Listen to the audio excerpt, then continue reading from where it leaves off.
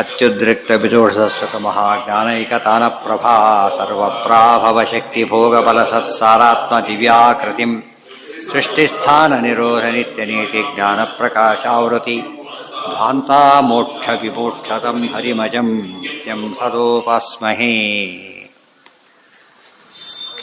ಈಗ ತಸ್ಯ ಪ್ರಾಚೀದಿಕ್ ಜುಹೂರ್ನಾಮ ಮಹಾಮಾನ ನಾಮ ದಕ್ಷಿಣಾ ರಾಜ್ಞೀ ನಾಮ ಪ್ರತೀಚಿ ಸುಭೂತಾ ನಾಮ ಉದೀಚಿ ತಾಸಾಂ ವಾಯುರ್ವತ್ಸಃ ಸ ಯಾ ಏತಮೇವಂ ವಾಯುಂ ದಿಶಾಂ ವತ್ಸಂ ವೇದ ನ ಪುತ್ರರೋಧಂ ರೋದಿತಿ ಸೋಹಮೇತಮೇವಂ ವಾಯುಂ ದಿಶಾಂ ವತ್ಸಂ ವೇದ ಮಾ ಪುತ್ರರೋಧಂ ರುಧಂ.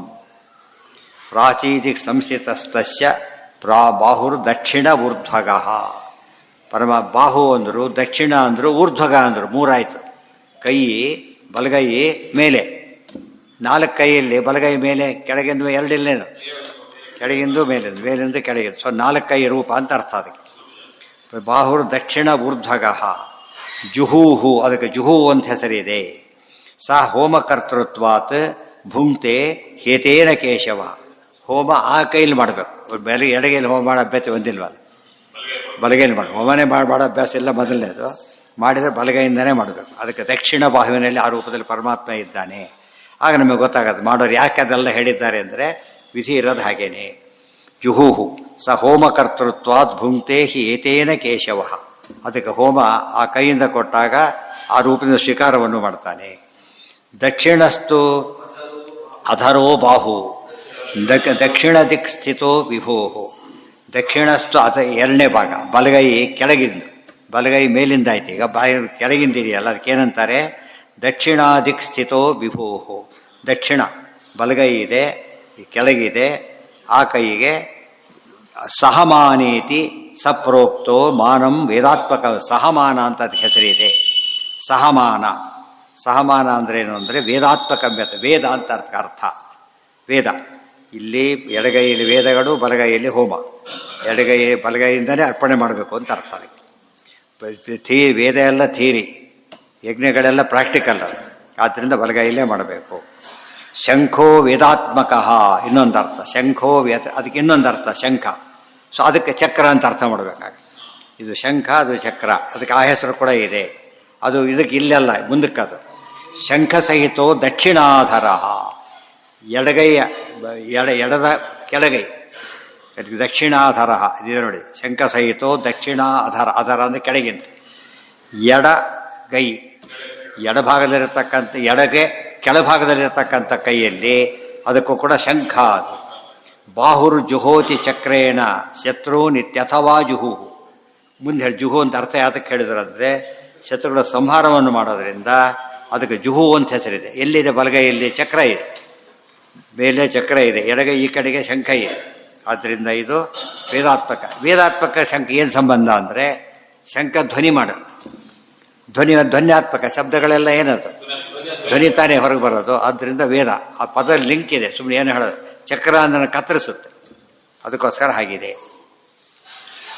ಪ್ರತೀಚೀದಿಕ್ ಸ್ಥಿತಸ್ತಸ್ಯ ವಾಮಬಾಹು ತಥೋತ್ತರ. ಇನ್ನು ಪಶ್ಚಿಮ ದಿಕ್ಕೆ ಹೋಗಿಬಿಟ್ರೆ ವಾಮಬಾಹು ಉತ್ತರ, ಮೇಲಿಂದ. ರಾಜೀಯುಕ್ತ ಗದಾಯುಕ್ತೋ ರಾಜ್ಞೀಯುಕ್ತ ಗದಾಯುಕ್ತೋ ರಾಜ್ಞೀನಾಮ ಪ್ರಕೀರ್ತಿತಃ. ಅಧರೋ ವಾಮಬಾಹುರ್ಯ ಉತ್ತರಾದಿಕ್ಸ್ಥಿತೋ ವಿಭೋ. ಉತ್ತರ ದಿಕ್ಕಿನಲ್ಲಿ ಇರತಕ್ಕಂಥದ್ದು ಆ ಕೈ, ಎಡಗೈ. ಶ್ರಿಯ ಆಧಾರ ಪದ್ಮಿತ್ವಾತ್, ಅದು ಪದ್ಮ ಇದೆ ಇಲ್ಲಿ, ಪದ್ಮ ಧರಿಸಿರೋದು.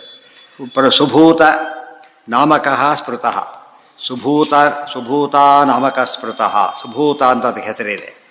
ದಿಗ್ನಾಮಾನಶ್ಚತೆ ಪ್ರೋಕ್ತಾ ಧರ್ಮಜ್ಞಾನಾದಿ ದೇಶನಾಥ್. ಧರ್ಮ, ಜ್ಞಾನ, ವೈರಾಗ್ಯ, ಐಶ್ವರ್ಯ, ನಾಲ್ಕನ್ನು ಕೊಡೋದರಿಂದ ಅವಕ್ಕೆ ನಾಲ್ಕು ದಿಕ್ಕಿನ ರೂಪಗಳಿಗೆ ಆ ಹೆಸರಿದೆ. ಐತರೇಯದಲ್ಲಿ ಶುರುವಾಗೋದೇ ಆರಂಭದಲ್ಲಿ ಬಂದಿದೆ. ಅದಕ್ಕೆ ಆಚಾರ್ಯ ಹೇಳ್ತಾರೆ ಧರ್ಮ ವಿಜ್ಞಾನ ಐಶ್ವರ್ಯ ಪರಮೈಶ್ವರ್ಯ, ಧರ್ಮ ವಿಜ್ಞಾನ ವೈರಾಗ್ಯ ಪರಮೈಶ್ವರ್ಯ ಶಾಲಿನಃ ಆನಂದತೀರ್ಥ ಭಗವತ್ಪಾದಾನ್ ಒಂದೇ ನಿರಂತರಂ ಅಂತಿದೆ. ತೇಭ್ಯೋ ಜಾತೋ ಮಹಾವಾಯು ದಿಶಾಂ ವತ್ಸಸ್ತತಸ್ಪೃತಃ. ಹೀಗೆ ದಿಗ್ದೇವತೆಗಳ ಮಕ್ಕಳಲ್ಲ ವಾಯುದೇವರು. ದಿಗ್ದೇವತೆಗಳಿಗೆ ನಿಯಾಮಕನ ಭಗವದ್ ರೂಪ ಇದೆ, ಅದು ಭಗವಂತನ ಮಕ್ಕಳು. ಗೊತ್ತಾಯ್ತಾ? ಅದಕ್ಕೆ ಗೋವತ್ಸ ಅಂತಾನೆ ಹೆಸರು ಅವರಿಗೆ. ಧರ್ಮಜ್ಞಾನಾದಿ ರೂಪೇಣ ವಿಷ್ಣೋರ್ ಬಾಹುಚತುಷ್ಟಯ, ಈ 4 ಕೈಗಳಿಂದ ಅವರು ಅವತಾರ ಮಾಡಿದ್ದಕ್ಕೆ 4 ಧರ್ಮ ವಿಜ್ಞಾನ ವೈರಾಗ್ಯ ಪರಮೈಶ್ವರ್ಯಶಾಲಿಗಳು. ಗೊತ್ತಾಯ್ತಾ? ಕೊಡೋ ಪರಮಾತ್ಮನ ಮಕ್ಕಳಾದ್ರಿಂದ.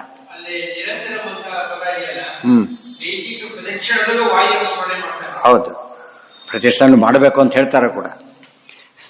ಧರ್ಮಜ್ಞಾನಾದಿ ರೂಪೇಣ ವಿಷ್ಣೋರ್ ಬಾಹುಚತುಷ್ಟಯಾತ್ ಜಾತಂ ವಾಯುಂ ವಿತಿತ್ವೈವ ಪುತ್ರೋ ಭೂತ್ವಾ ನರೋದಿತಿ.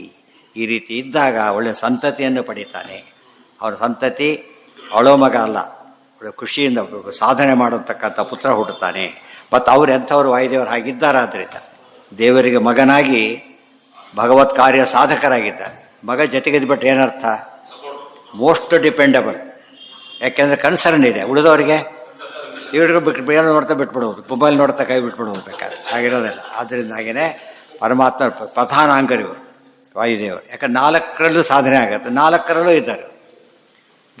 ನಮಗೆ ಧರ್ಮ ಬೇಕು, ಜ್ಞಾನ ಬೇಕು, ವೈರಾಗ್ಯ ಬೇಕು, ಐಶ್ವರ್ಯ ಬೇಕು. 4 ವಾಯುದೇವ್ರಿಗೆ ಅವರ ಆರಾಧನೆ ಮಾಡೋದರಿಂದ 4 ಸಿಗುತ್ತೆ ಅಂತ ಅರ್ಥ. ವಾಯುದೇವರು 4 ಇರೋದರಿಂದ 4 ಕೊಡ್ತಾರೆ.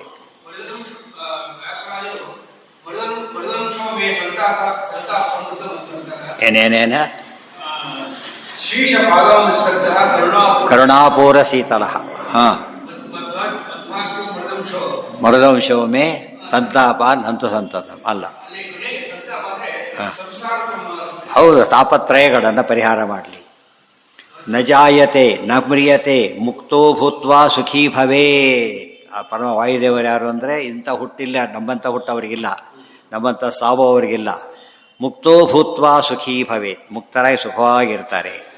ವಾಯುಂ ಹರೇ ಸುತಂ, ಅಷ್ಟೇ ಅಲ್ಲ, ಯಾರೇನು ತಿಳ್ಕೊತಾರೆ ಇದೆಲ್ಲ ಕೂಡ ಅವನಿಗೂ ಕೆಟ್ಟ ರೀತಿ ಮತ್ತೆ ಹುಟ್ಟು ಬರೋದಿಲ್ಲ, ಮತ್ತೆ ದುರಂತದ ಸಾವು ಬರೋದಿಲ್ಲ.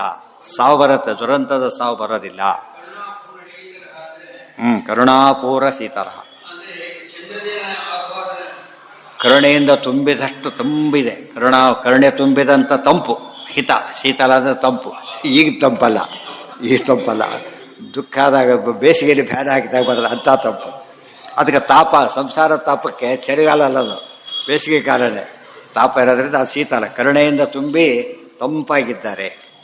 ಮರುದ್ವಾಕ್ಯವು ಮರುದಂಶೋಮೇ ಸಂತಾಪಂ ನಿರಂತರ ಪರಿಹಾರ ಮಾಡಲಿ ಅಂತ ಹೇಳ್ತಾರೆ. ತಾಪ ವಾಯುಂ ಹರೇ ಸ್ವತ, ಈ ರೀತಿ ವಾಯುದೇವರನ್ನು ತಿಳ್ಕೊಂಡವರಿಗೆ ಪುತ್ರತೆಯ ಅರುದಂ ಹರೇಹೇ ಪ್ರಸಾದ ಸಾಮರ್ಥ್ಯಾತ್ ಅಜರ ಚ ಅಮರಾಹಿ ಅಹಂ ಅನಾದಿಕಾಲ ಸಂಬಂಧಾದಿತ್ಯುವಾಚ ಪರಾರಮ ಜ್ಞಾತ್ವಾ ನಾಹಂ ಪುತ್ರತೆಯ ಅರುದಂ ಹರೇಹೇ ಪ್ರಸಾದ ಸಾಮರ್ಥ್ಯಾತ್ ಅಜರ ಚಾಮರಾಹ್ಯಹಂ. ಮಹಾಲಕ್ಷ್ಮಿ ಹೇಳ್ತಾ ಇದ್ದಾರೆ, ಹರಿ ಅನುಗ್ರಹದಿಂದ ನಾಗಿ ಅಜರ ಅಮರ. ಅಜರ ಅಂದ್ರೇನು? ಒಪ್ಪಿಲ್ಲ. ಅಮರ ಅಂದ್ರೇನು? ಅದಕ್ಕೆ ಅಜರಾಮರಣ ಸಕಲಾರ್ತಿಹರ ಕಮಲಾಪತಿ ರೀಢ್ಯತಮೋ ಅವತುನಃ ಅಂತ ಹೇಳಿದ್ದಾರೆ. ಹರೇಹೇ ಪ್ರಸಾದ ಸಾಮರ್ಥ್ಯಾತ್ ಅಜರ ಚಾಮರಾಹ್ಯಹಂ. ಅದಕ್ಕೆ ಶ್ರೀರತ್ ಕಟಾಕ್ಷ ಬಲವತಿ ಅಜಿತಂ ನಮಾಮಿ. ಇದೆಲ್ಲ ತಿಳ್ಕೊಬೇಕು. ಅದಕ್ಕೆ ಸರ್ವಮೂಲ ಸರಿಯಾಗಿ ಓದಿದವರಿಗೆ ದ್ವಾದಶ ಸ್ತೋತ್ರ ಪೂರ್ತಿ ಅದು ಇಂಡೆಕ್ಸ್ ಕೊಡ್ತದೆ. ಎಲ್ಲ ಜ್ಞಾಪಕ ಆಗಬೇಕಾದ್ರೆ ಮೊದಲು ಓದಿದವರಿಗೆ ಅದು ಕಂಟೆಂಟ್ಸು, ಮುಗಿದ ಮೇಲೆ ಅದು ಇಂಡೆಕ್ಸು ಕಷ್ಟ ನೋಡಕ್ಕೆ ಬರೋದು. ಎರಡೂ ಮಾಡದೇ ಇದ್ರೆ ಯಾವುದೂ ಇರೋದು. ಜ್ಞಾನ ಅನಾದಿ ಕಾಲ ಸಂಬಂಧಾತ್ ಇತ್ಯುವಾಚ ಪರಾರಮ. ಅನಾದಿ ಕಾಲದಿಂದನೂ ಮುಪ್ಪಾಗಿಲ್ಲ, ಅನಾದಿ ಕಾಲದಿಂದನೂ ಹೆಸರು ಕೂಡ ಇಲ್ಲ. ಅಮರ ನಿತ್ಯ ಮುಕ್ತ ಅಂತ ಅರ್ಥ. ಅನಾದಿ ಕಾಲದಿಂದ ಅಜರ ಅಮರ ಅಂತ ಹೇಳಿದರೆ ನಿತ್ಯ ಮುಕ್ತರು. ನಿತ್ಯ ಮುಕ್ತರಾದ ಕಾರಣ ಏನು? ಪರಮಾತ್ಮನ ಅನುಗ್ರಹ. ಇವೆಲ್ಲ ಸರಿಯಾಗಿ ತಿಳ್ಕೊಂಡ್ರೆ ಆಗ ಅನುಸಂಧಾನಕ್ಕೆ ಬರ್ತದೆ. ಅನುಸಂಧಾನಕ್ಕೆ ಬರೋದಿಲ್ಲ. ಅಲ್ಲಿಗೆ ನಾಳೆ ದಿವಸ ಅದು ಮುಂದಿನ ಭಾಗ. ಓಂ ನಾರಾಯಣಂ ಸರ್ವೇಂದ್ರಿಯ ಪ್ರೇರಕೇಣ ಶ್ರೀಪ್ರಾಣಪತಿನೇರಿತಃ ಯದವೋಚಮಹಂ ತೇನ ಪ್ರೀಯತಾಂ ಕಮಲಾಲಯಃ ಆನಂದತೀರ್ಥವರದೇ ದಾನವಾರಣ್ಯಪಾವಕೆ ಜ್ಞಾನದಾಯಿನಿ ಸರ್ವೇಶೇ ಶ್ರೀನಿವಾಸೇ ಅಸ್ತು ಮೇ ಮನಃ.